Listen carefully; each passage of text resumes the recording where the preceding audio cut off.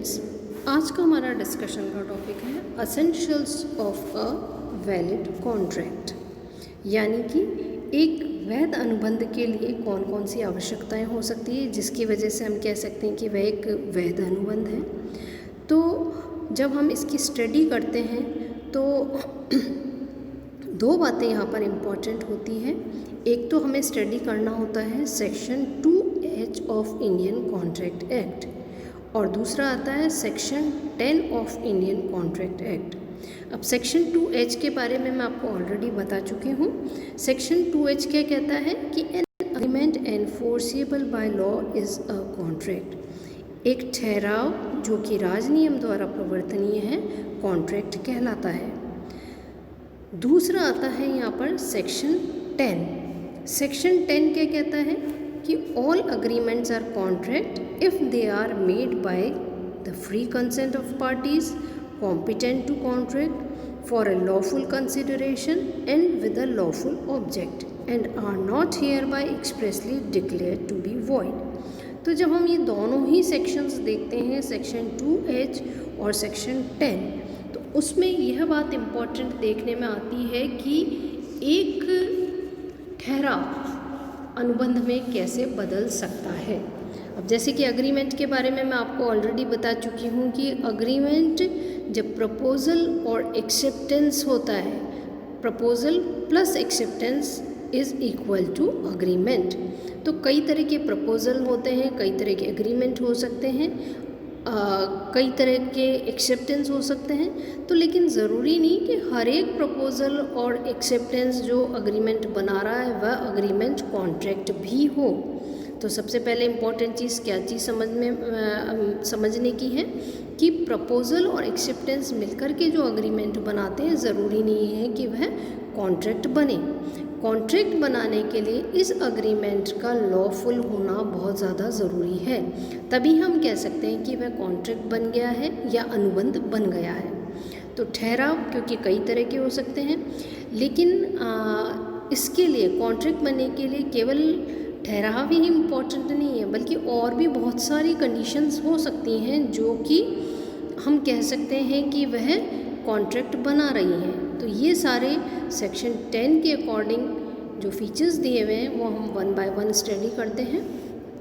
तो सबसे पहला इम्पॉर्टेंट विशेषता इसकी आती है प्लूरैलिटी ऑफ पार्टीज़, कम से कम दो पक्षकार का होना। तो जब भी कॉन्ट्रैक्ट बनाया जाता है या अग्रीमेंट बनाया जाता है तो उस अग्रीमेंट में कम से कम दो पक्षकार होने चाहिए।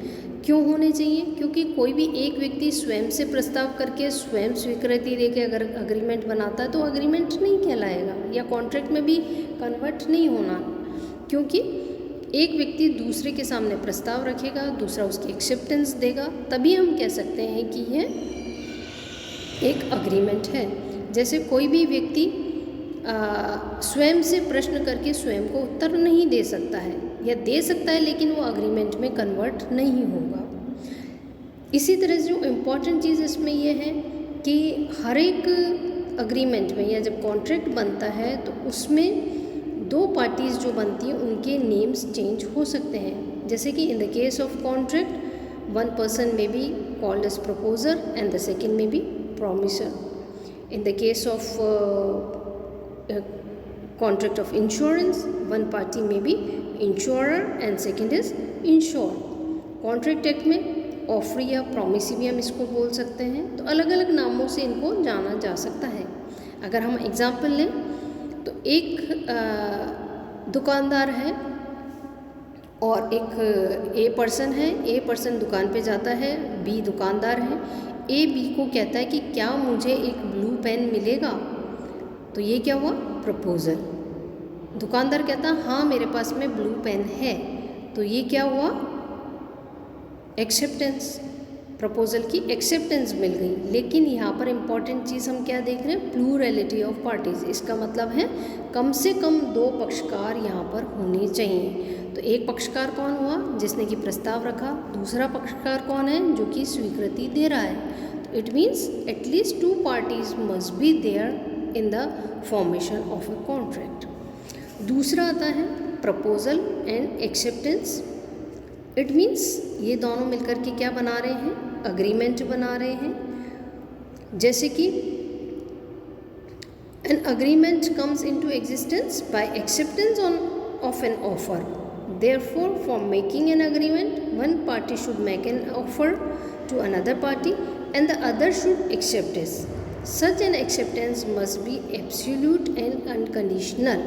एक्सेप्टेंस जो दी जा रही है वो अनकंडीशनल होनी चाहिए, किसी शर्त के साथ नहीं रहनी चाहिए। अगर हम इसका एग्जाम्पल देखें प्रस्ताव एवं स्वीकृति का, A proposes to B to sell his house for 5 lakhs and B conveys his acceptance. The agreement comes into existence. A B को कहता है मेरा मकान 5 लाख में बिकाऊ है, क्या तुम खरीदना चाहते हो? B कहता है हाँ मैं तुम्हारा मकान खरीदना चाहता हूँ। तो यह क्या कहलाएगा, प्रस्ताव प्लस स्वीकृति।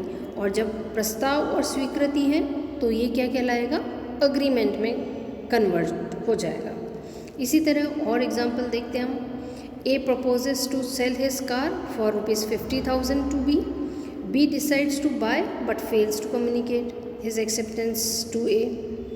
तो यहाँ पर A ने प्रस्ताव तो रखा है लेकिन B मन में सोच के रह गया कि हाँ मुझे कार खरीदनी है, लेकिन वो उसका प्रस्ताव का स्वीकृति देने के लिए कम्युनिकेशन नहीं देता है। तो उस केस में क्या कहा जाएगा कि यहाँ पर अग्रीमेंट नहीं बना है, क्योंकि communication of agreement is also must. Acceptance must be there. communication होना चाहिए। इसी तरह से थर्ड पार्ट इसका पॉइंट हम लेते हैं, intention to create legal relations, यानी कि वैधानिक संबंध उत्पन्न करना। एक अग्रीमेंट करने के लिए ज़रूरी है कि कॉन्ट्रैक्ट जो बन रहा है उसमें लीगैलिटी भी होनी चाहिए, वैधानिक संबंध उत्पन्न होने चाहिए। कई तरह के ऐसे एग्रीमेंट बनते हैं डे टू डे लाइफ में, हम सुबह से लेकर शाम तक कई सारे एग्रीमेंट बनाते हैं, लेकिन ये सारे एग्रीमेंट कैसे होते हैं, सोशल होते हैं, डोमेस्टिक होते हैं, पॉलिटिकल होते हैं, फ्रेंडली होते हैं। तो ये कभी भी लीगल रिलेशंस उत्पन्न नहीं करते हैं। सपोज़ आपका एक फ्रेंड है और वो आपको बर्थडे पे इनवाइट करता है कि कल शाम को 6 बजे मेरी बर्थडे पार्टी है, you are cordially invited at my home at 6 PM tomorrow. आप कहते हैं कि ठीक है, I am ready to come and I will be definitely there to attend your birthday party. आप वहाँ पर 6 बजे पहुँच जाते हैं। उसके बाद में आप देखते हैं उसके घर पे तो ताला लगा हुआ है। अब यहाँ पर प्रस्ताव भी है, स्वीकृति भी है, तो क्या बना, अग्रीमेंट बन गया। लेकिन क्या आप अपने फ्रेंड के खिलाफ कोर्ट जाएंगे कि इसने तो मुझे पार्टी पे इनवाइट किया था लेकिन ये खुद ताला लगा कर कहीं चला गया? No, you can not go to the court. या क्यों नहीं जाएंगे? क्योंकि यहाँ पर लीगैलिटी नहीं है। ये कैसा एग्रीमेंट है? एक तरह का फ्रेंडली एग्रीमेंट है। अनदर एग्जाम्पल, ए बी को कहता है कि मेरी कार 5 लाख में बिकाऊ है। बी कहता है कि ठीक है, I am ready to take your black car and worth rupees 5 lakh. यहाँ पर प्रपोजल और एक्सेप्टेंस दोनों कैसे हुए? लीगल हो गए, और यहाँ पर अग्रीमेंट जो क्रिएट हुआ है वो भी लीगल हो गया है। तो इस तरह से ये कैसा अग्रीमेंट है? लीगल अग्रीमेंट है, क्योंकि यहाँ पर intention to create legal relations है। अगर 5 लाख में से वो केवल 4 लाख ही देता है और 1 लाख रुपए नहीं देता है तो A has a right to go to the court, वो उसके अगेंस्ट जा सकता है कोर्ट, क्योंकि यहाँ पर लीगैलिटी है।